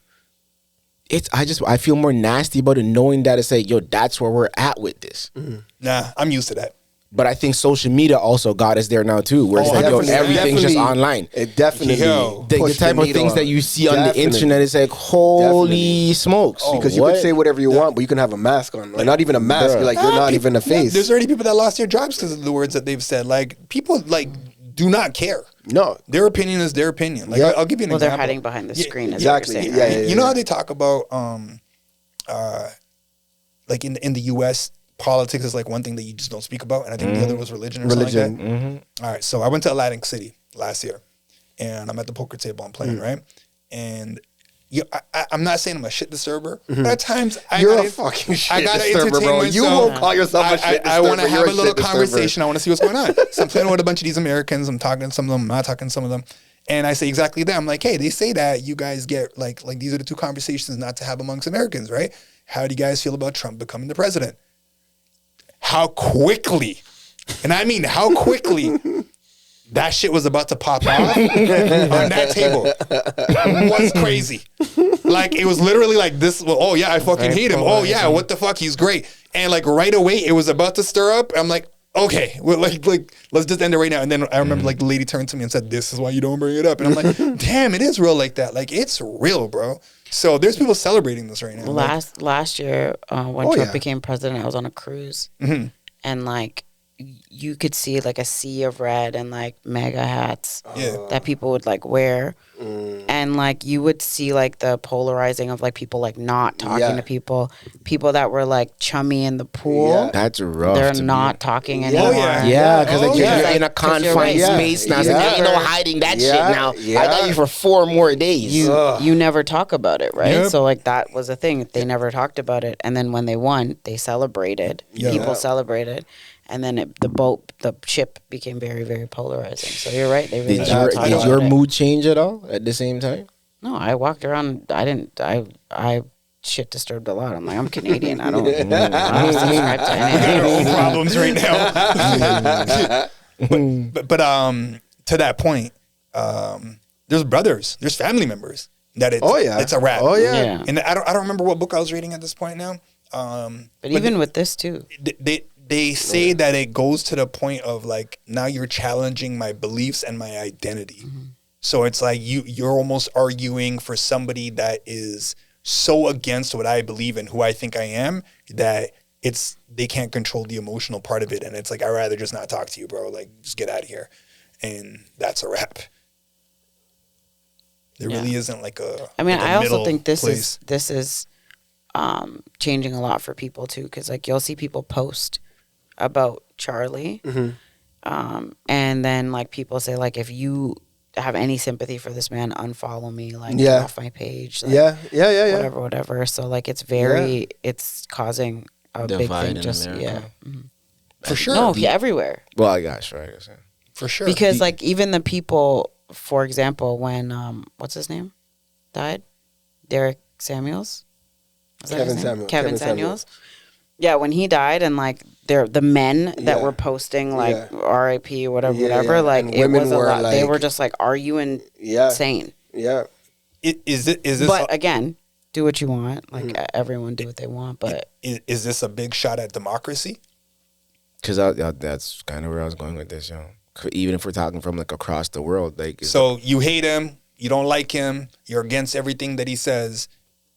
He eats the bullet, even though that's a part of democracy that he's arguing for. Well, let's look at it this way. Trump is going to be awarding him. He announced that he's going to be awarding him the, I don't know if it's congressional, posthumously, can't pronounce that word properly. Homicide? Posthumously, after, like award someone after they Humanitarian? die. No, an award of freedom, like a national award of freedom after they pass. Yeah, posthumously. Yeah, after he passed, he's going to be awarding it to. I'm trying to figure out the word you're trying to say. Posthumously, I can't. It means when you award somebody that passed away. Yeah, put that in the comments. What the word is? Yeah, or how to pronounce it. Break it down for me. But I know what the word is. I just have issues pronouncing it. But he's going to be. He announced he's going to be awarding him that. Yeah. And like people could be upset because it's like that should be going to someone who stands for something positive. Because now I feel like all his like that's an opinion. That's an opinion when you say something positive. Like try to go tell his supporters that. Well, that's what I'm saying. well, I'm going to say something positive because like he was spewing hate. Period. That's my opinion. Yeah. He was spewing hate. And again, if you're saying if it's a hit on democracy, I think when you celebrate someone like that, and I mean, you could argue that's what they were doing with Malcolm X because it's kind of like the same thing, right? You could argue that he was a freedom fighter, but then you could argue like, nah, man, he was trying to put the country back, depending on what your lens is. Same thing with Charlie Kirk. But at the end of the day, from this lens, because I know people thought Malcolm X spewed hate, from this lens, Charlie Kirk spewed hate. No, that's fair. That's speak your perspective, bro. Straight. The way that I looked at it, so not so much the message, just more so the ability to speak freely. And again, going back to that conversation that I was having with my friend, where it's like, yo, there's repercussions, and sometimes to this extent. Exactly. And then I was also looking at it just coincidentally. I was looking at, I think it was actually through the book that I shared earlier today, The Courage to Be Disliked. They talk about Socrates. And it's like Socrates got the death penalty essentially for being debating like a forward people. Thinker and, you know what I mean? So he's debating people. He's giving lectures, and apparently he's starting to build his influence, and it was against the government at the time and the regime. All right, that's a wrap. Yep. So it's interesting how like if you want to say history repeats itself, or there's But some there's a sort lot of people that are like get silenced, right? Oh, For yeah. like going against. But that's why I was saying like it's very common in politics in the Eastern Hemisphere, I would say. Okay. Where you have this fear. I see what you're saying. It's, I think, maybe a bigger deal because it's happening. Yeah, here. exactly. I was gonna say because You know? now the other side of the world is to identify that this is happening in America right now. Like America's crumbling. Like now's our time to attack. Not even like necessarily attack, but or is it attacking within itself too at the same time? Well, I guess it depends what you mean by attack. Like it doesn't have to be a full out war, but like it could be an economic attack. Yeah. And like there's all kinds of stuff that's going on with Russia and China and all that. Even India to this point, like whatever is going on, people are disassociating. But it's like this is for the whole world to see what's going on with you guys. You guys are so divided right now, you know. Which is they didn't need upside down. Yeah, they didn't need to see this to know that. On like top I mean, of it's that. exactly. It's like a cherry. But also, I think, for them. But also, what's the retaliation now? Like man, it could get wild. Many man wish death upon me. I was wondering when you... You never heard this one yet? No. Pree, you heard this one? No. I took it in when you sent it. So last year sometime, maybe even a year before Who that. is this? So what's happening is these guys have been taking a lot of songs and AIing them to like these 1960 vibes. Because I've come across these from early last year. But all of a sudden, the Many Men one now is blowing up. Yeah. Because this one's like one of the better ones, to be honest. I thought you would enjoy this because 50's your boy. No, he is. But I never got a chance to take this in. I know So you put listen it to in something there. right now. I took it in. Proper. The whole thing? Proper. I'm not gonna lie. This actually sounds good. No, it sounds really good. Yeah. Shout out 50. Better watch how you talk when you talk about me. It's a matter of time. 'Cause I'll come and take your life away. Yeah, I wonder still. The 50s heard it. I'm pretty sure he's heard it by now. I just wanted to put it in because I know I figured you would like it. We'll tag him in the clip. Don't worry.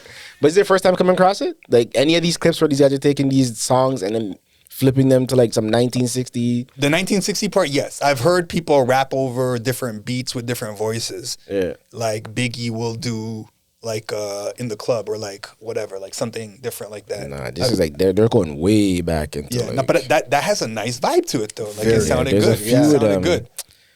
During the break, I'll see if I can find one because I know I have one on my phone from like last year that one of my homies sent me.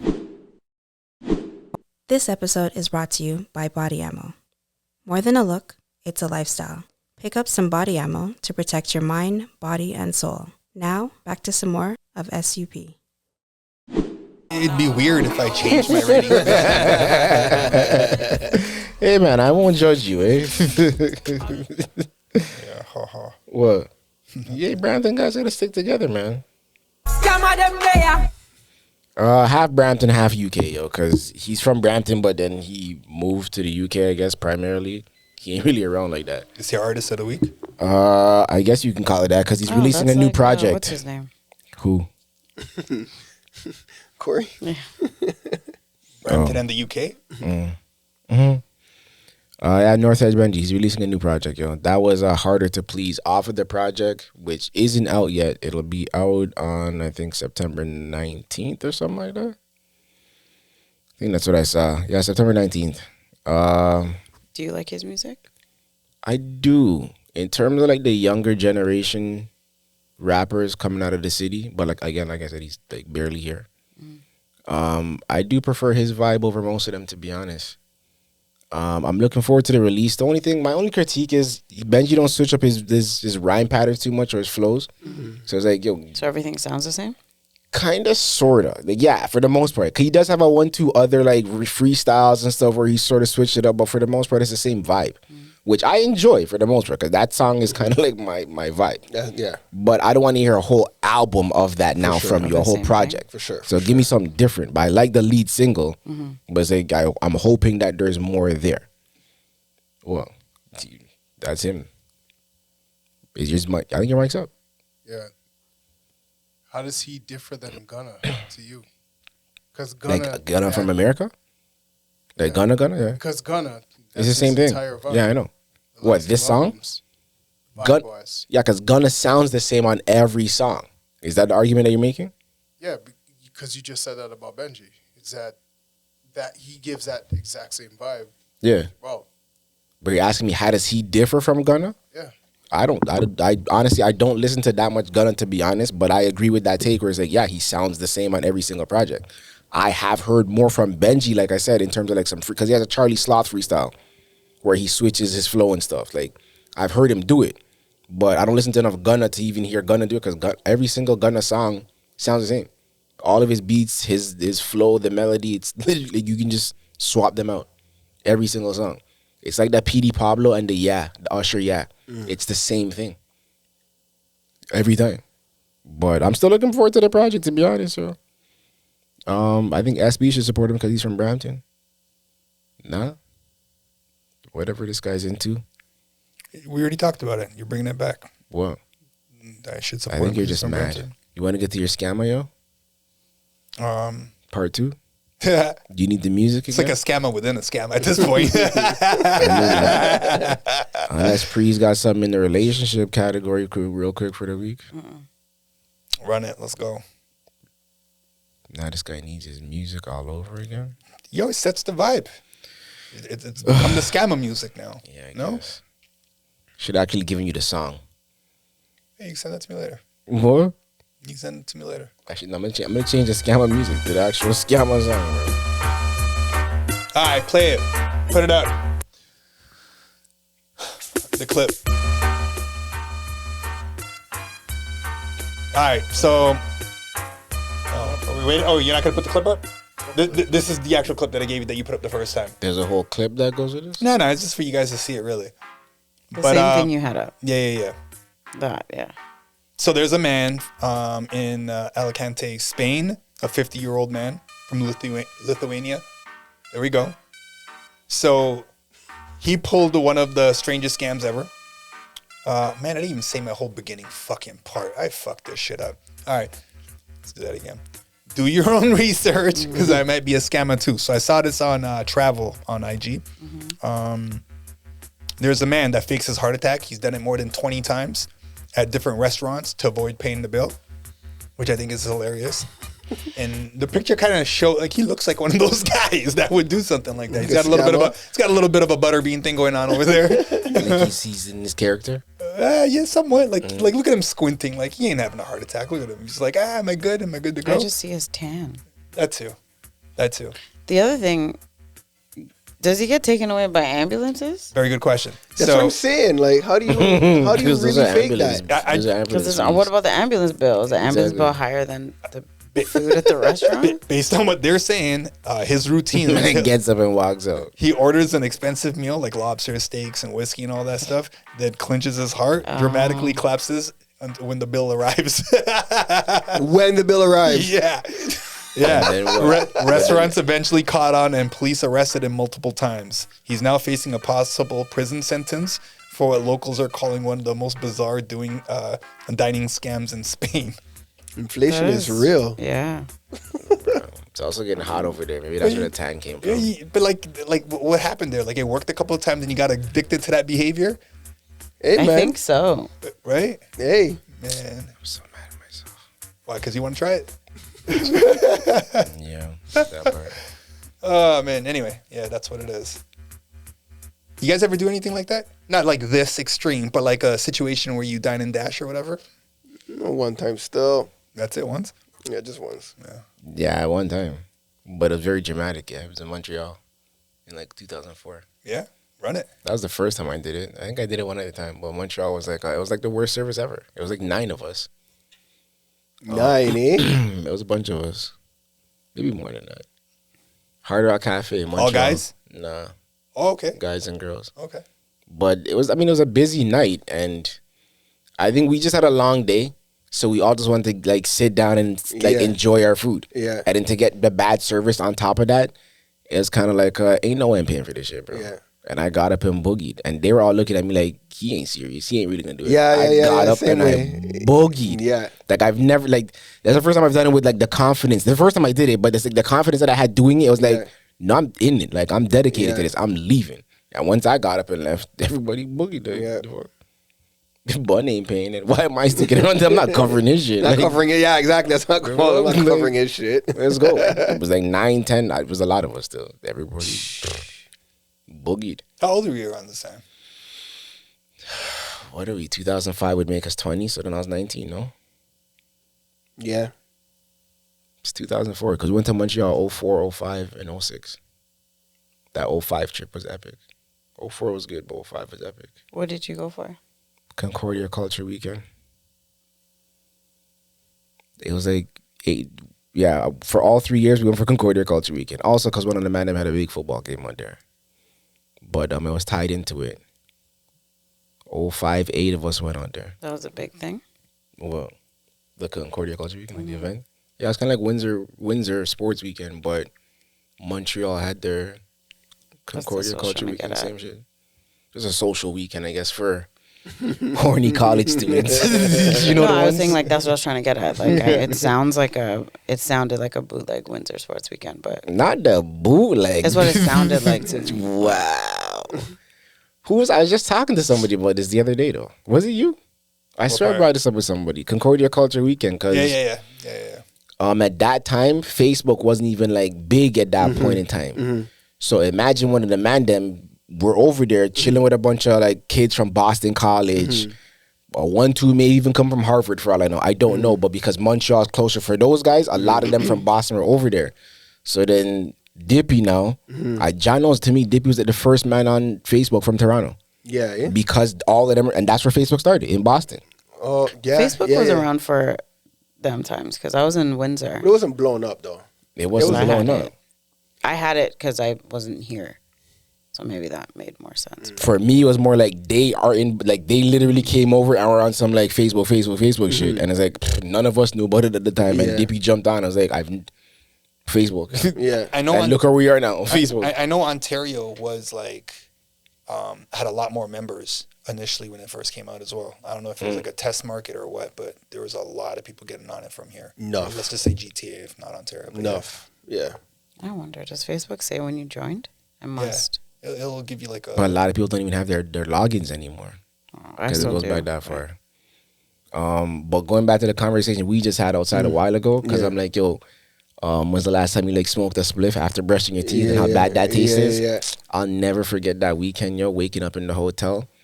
First thing, I opened my eyes and I saw the bottle of Alizé. Remember the blue bottle of Alizé? That's how far back we're going. The Alizé. Yeah, that's like the when you used to have the Hulk. Exactly. Alizé and Henny. The blue Alizé, because the blue and the red one. Green. The blue Alizé was sitting on the night table, bro, to my face. No, not Alizé. Hypnotic? Hypno. Hypnotic and Hennessy. That was what it was. I didn't even brush my teeth yet. Alizé to my face, bro. It was that type of weekend. The bottle? Yes. It was that. In the morning? Yes. Literally, I opened my eyes and the Alizé was sitting there right beside me. I didn't know you were on them ones. Bro. Okay. 05 was epic. Let me tell you something, bro. I promise you, yo. And that's just it. It's like I was never on social media back in those days to be capturing half of these moments, but that was the life that we're living. I have 1, 2 pictures, but it's like the story wasn't being able to be Would told you want it on social media? I mean, to see what social media became now and the type of like shit that people are looking at now, it's like, man, we've been outside. You know, like, where you guys at? Pictures, videos, all of that stuff. Outside, we got 2 tickets that we're giving away for the Tug of War Swingfoot Canadian Tour in Toronto. So we're supporting the tug movements. We want you guys to support it too. Support us as well. And it's going to be happening September 27th, 6 p.m. till 2 in the morning, Dufferin and DuPont. If you want 2 tickets for this, what you got to do is go ahead, follow and like Tug of War and SUP, Speak Your Perspective. And we're going to do a draw a couple of days before the actual concert. And we're going to go ahead and give away the tickets. So leave a comment on this clip right now. Like it, share it, and just comment Swingfoot Toronto. And you could be in a draw to win 2 tickets. Bum, bum. Yeah. Outside. You got it. outside, That part. Boom. Shout out Tugger, yo. Yo, shout out Tugger. He's gonna be on here. We're gonna have him on. Yeah, but ask Tugger if he's trying to make a 1 step on the ends though. Like if I bring him outside for a little bit. You know what? Yeah, we could bring that up too. Bring that up too. So I wouldn't mind going to Hackney when we're out there. Yeah, man, that too, yo. Let me cue up the many men on the way out. Don't do that. I think you gotta play the original for that. Though. On that note, though, this was another episode of Speak Your Perspective, yo. Be kind to your elders, and remember that life's only 2 superpower is perspective. I feel like you have more to explain because I see like a couple extra red marks over there. Or awareness. Well, that too, yo. Yeah. Until next week, yo.